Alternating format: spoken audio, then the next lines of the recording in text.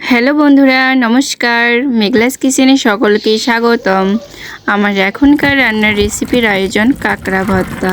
মজাদার রান্নার রেসিপির ভিডিও পেতে আমার চ্যানেলটি সাবস্ক্রাইব করুন, পাশে বেল আইকনটি অন করে রাখুন, সাথে লাইক শেয়ার কমেন্ট করতে ভুলবেন না কিন্তু।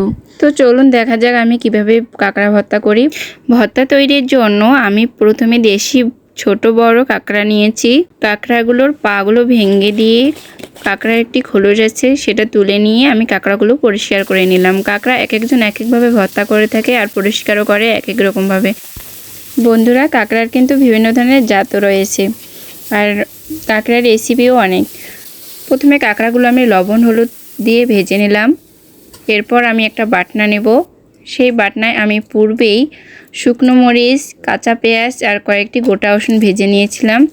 সেই মরিচগুলো আমি বাটনায় এভাবে হাত দিয়ে ভেঙে নিলাম। এখন আমি দেব আদা কুচি, পেঁয়াজ কুচি, এগুলো আমি বেটে নেব। এগুলো বাটার পরে আমি এখন দিয়ে দিব ভেজে রাখা কাঁকড়াগুলো। কাঁকড়ার ভর্তার রেসিপি অনেক প্রকারের হয়, পুরি ভর্তা করেও খাওয়া যায়। আবার আমি ভেজে রাখা কাঁকড়াগুলো বাটনায় বেটে নেব।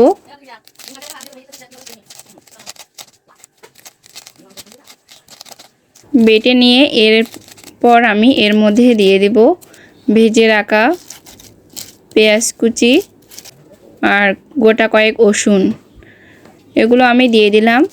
ভালো করে বেটে নিয়ে তৈরি হয়ে গেল আমার কাঁকড়া ভর্তা রেসিপি। এখন আমি হালকা একটু লবণ আর একটু সরিষার তেল দিয়ে দিলাম। এভাবে হাত দিয়ে একটু নাড়াচাড়া করে আমার তৈরি হয়ে গেল কাঁকড়া ভর্তা রেসিপি। কাঁকড়া অনেকেই পছন্দ করে, আবার অনেকেই পছন্দ করে না। যারা কাঁকড়া খেতে পছন্দ করেন তারা বানিয়ে ফেলতে পারেন এভাবে ভর্তা রেসিপি, আর এটি বানিয়ে নিলেই বুঝতে পারবেন এর কত স্বাদ।